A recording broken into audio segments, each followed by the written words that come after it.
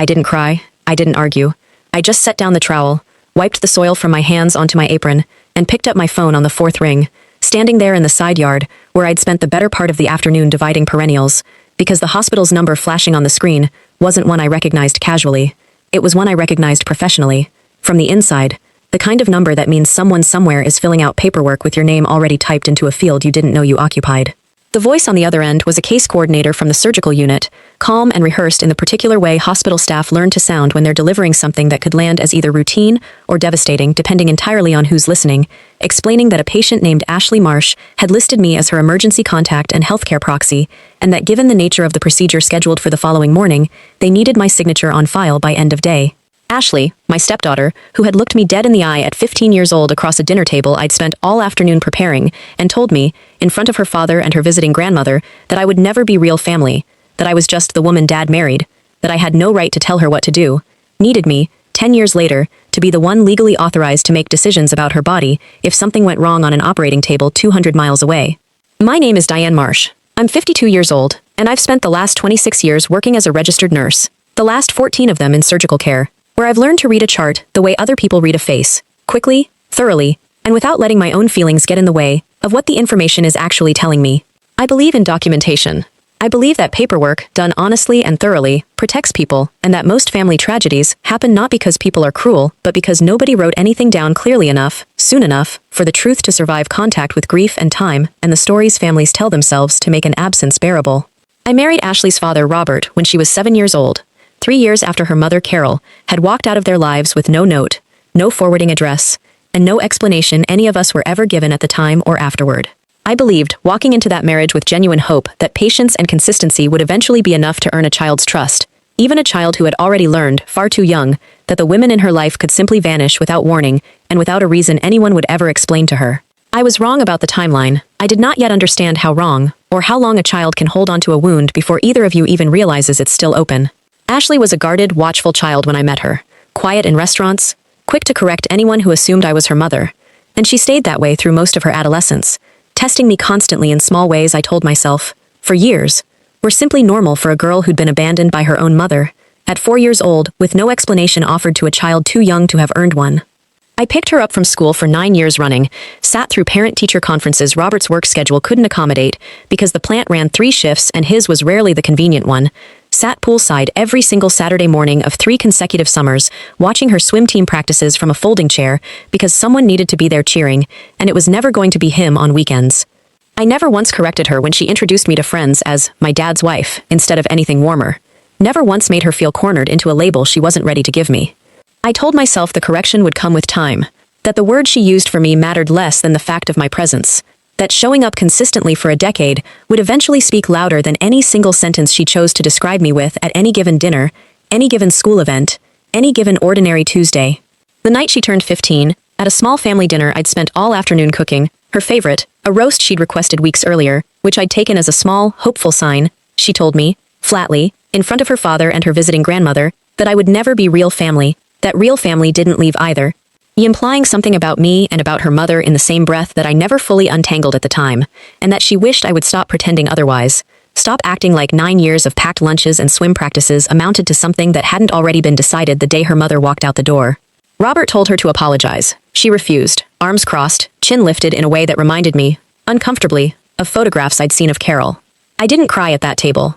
I simply cleared the plates once dinner was clearly over in every sense that mattered, washed the dishes by hand even though we had a perfectly functional dishwasher humming empty in the corner, because my hands needed something methodical to do, while the rest of me sat with what had just happened, and I went to bed early that night without another word about it to anyone. Robert's sister, my sister-in-law Patricia, was the one person in that extended family who I believed, for years, was fully and unreservedly in my corner, warm at every holiday gathering, quick to defend me when Robert's mother made pointed comments across the table about real mothers and what they supposedly sacrificed that I hadn't. Always the first to say, loudly enough for the whole room to hear, Diane's done more for that girl than anyone else in this family, and don't any of you forget it. I appreciated her fiercely for years, leaned on her more than I probably should have during the hardest stretches with Ashley, and never once noticed that a defense repeated that specifically, that consistently, in front of that many witnesses at that many gatherings. Sometimes be less about protecting the person being defended, and more about quietly positioning the defender as the one person in the room who sees clearly what everyone else supposedly misses. That admiration and envy, I would eventually come to understand, can share the exact same sentence structure, delivered in the exact same warm tone, without anyone at that table ever hearing the difference between the two. Robert passed away 8 years ago, a heart attack at 51, sudden and merciless on an ordinary Wednesday morning that gave none of us any warning at all. And in the aftermath, Ashley moved out to live with her grandmother 2 states away within the month, and our relationship narrowed down, over the following years, to birthday cards that grew shorter each year, and the occasional strained phone call at Christmas, that neither of us seemed to know quite how to fill with anything beyond logistics and weather. She was 25 now, working as a dental hygienist in a city I'd never visited, and as far as I knew, entirely estranged from the version of family I represented, a chapter she'd apparently closed somewhere in the years I hadn't been present for. So when the case coordinator called that afternoon, mid-July, sun still high over my newly repotted hydrangeas, telling me Ashley had listed me, not her grandmother, not Patricia, not anyone else in that sprawling extended family she'd spent a decade choosing over me, as her healthcare proxy for a procedure with real and immediate risk attached. I sat very still on the patio steps for a long moment before I said anything back into the phone at all, the trowel still lying where I'd dropped it in the grass. I didn't rush to the hospital that same hour, and I didn't call Ashley demanding an explanation either, tempting as both impulses were. I did what 26 years of nursing has trained into me completely and without exception. I asked the coordinator to email me the paperwork so I could review exactly what I was being asked to sign, what the procedure actually was, what risks were documented, and what liability, if any, came attached to my name once it was on that form. Gather everything before you commit to anything. That rule has saved me more than once in my professional life, catching orders that didn't match a chart, catching consent forms that hadn't been properly explained to frightened patients before someone slid a pen into their hand, and I applied it now without hesitation, even to my own family, even mid-crisis, even with my heart doing something complicated in my chest the entire time. What I found in that paperwork, reviewing it that evening at the small desk in my sunroom with a cup of tea going cold beside me untouched, complicated everything I thought I understood about the last 10 years of silence between us. The procedure was a kidney transplant. Ashley had been in renal failure for over a year. Quietly, without telling a single member of the family I still had any contact with. And the reason she'd listed me as her proxy instead of her grandmother was written plainly in the intake notes, clinical and unemotional. Her grandmother was already a registered living donor candidate for the same procedure, and therefore couldn't serve as her medical decision-maker under the hospital's own conflict of interest policy. I was, on paper, simply the only adult in her life without a direct medical stake in the surgical outcome. It was a technicality, not a reconciliation, and I made myself sit with that plainly, rather than let hope run ahead of the facts, the way I've trained myself never to let it do at work. And yet something about the intake notes nagged at me all evening, refusing to settle. A single line, buried 3 pages deep in her admitting history, referencing long-standing hypertension, onset unclear, possible congenital component, family history incomplete. Family history incomplete. I had watched Ashley grow up in my own home for the better part of a decade. I thought I knew her family history, or I had believed I did, right up until that phrase sat there on the screen refusing to resolve into anything I recognized. People who believe no one will ever look closely leave the messiest trails, and I've learned over 26 years that grief leaves paperwork just as messy and just as revealing as guilt ever does. I spent the next several days doing something I'd never once done in 10 years of careful, respectful distance. I drove out to the county records office 2 towns over, the same kind of office I use professionally when I need to verify a patient's prior surgical history from an out-of-state facility, and requested Ashley's early pediatric records from the practice that had treated her before I ever entered the family at all. Buried in a set of lab results from when she was 3 years old, results her father had apparently never fully reviewed, or had chosen never to mention to me across 16 years of marriage, was a note about elevated protein markers and a referral to a pediatric nephrologist that, according to the file, her mother Carol had canceled and never rescheduled before she left. I sat with that thin manila folder in the records office parking lot for a long time, engine off, before I let myself understand what I might actually be looking at. The deeper twist came from Patricia, of all people, 10 days later, over the phone on a Tuesday evening, her voice breaking in a way I had genuinely never once heard, across 17 years of knowing her as the steadiest, most composed person in that entire family. She told me that Carol hadn't abandoned the family the way everyone, myself included, had always simply assumed without ever questioning it.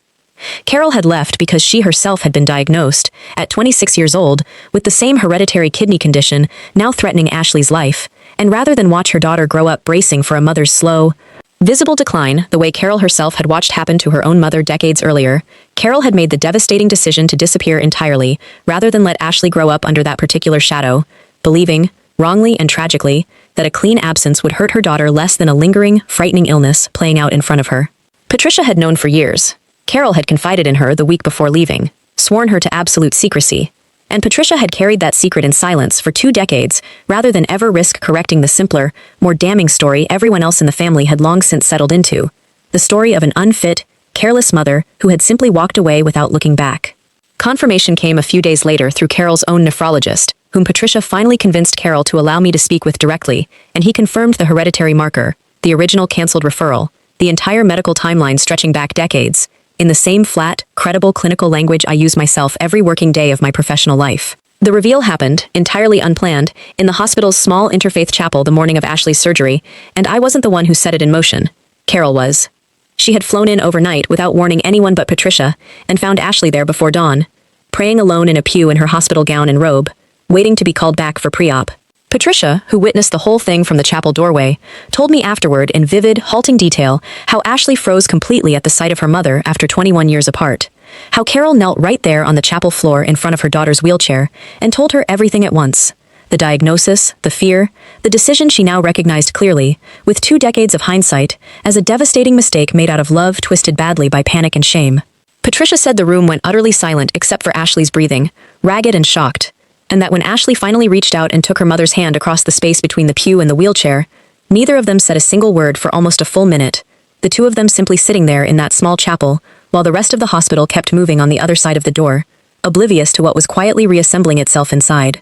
I met Ashley face-to-face myself 2 days after the surgery, once she was stable enough for visitors, sitting beside her hospital bed in the quiet recovery wing, on her own turf this time rather than mine, tubes and monitors tracking numbers, I understood better than most visitors would.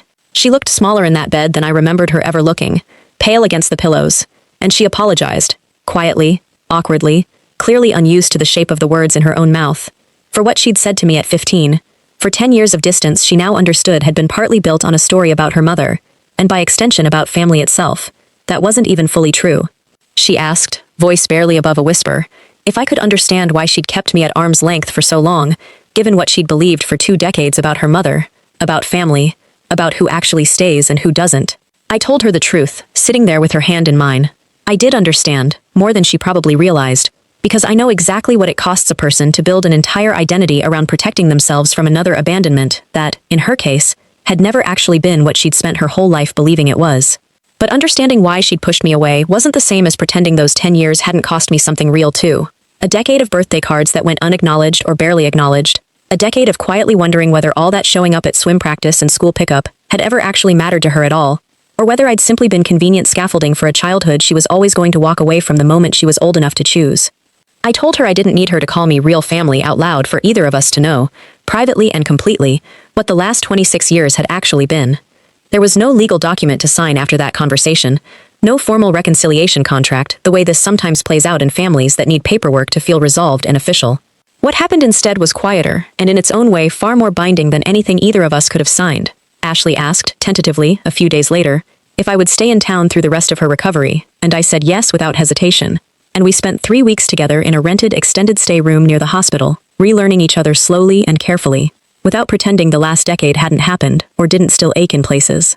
When Carol, in a separate and far more careful conversation weeks later, asked whether there was room for her to rebuild something with Ashley going forward too, I told her plainly and without hesitation that this wasn't mine to grant or withhold on Ashley's behalf. It was Ashley's decision alone to make, and mine simply to support, whichever way she chose to go, because I had learned the hard way, over these very weeks, that healing isn't a ledger anyone gets to keep on someone else's behalf, no matter how much history they've shared. It's been 2 years now. Ashley's transplant took, and she's healthy, thriving even, back at her job and building a life I get glimpses of now in small, ordinary ways. She calls me now, not every week, but regularly, in the easy, unforced way I always privately hoped she might someday, back when I was still packing school lunches and hoping the label would eventually catch up to the years. Carol and Ashley see each other a few times a year now, slowly, carefully, rebuilding something neither of them rushes or takes for granted. And I started something new alongside my regular nursing work, volunteering with a regional support group for blended and step families navigating chronic illness together, teaching people, gently and without judgment, that the paperwork of who legally signs for whom in a hospital room means far less, in the end, than the quiet, unglamorous years of simply showing up that come long before anyone ever needs a signature at all. Sometimes the greatest proof of family isn't a title someone finally agrees to give you out loud.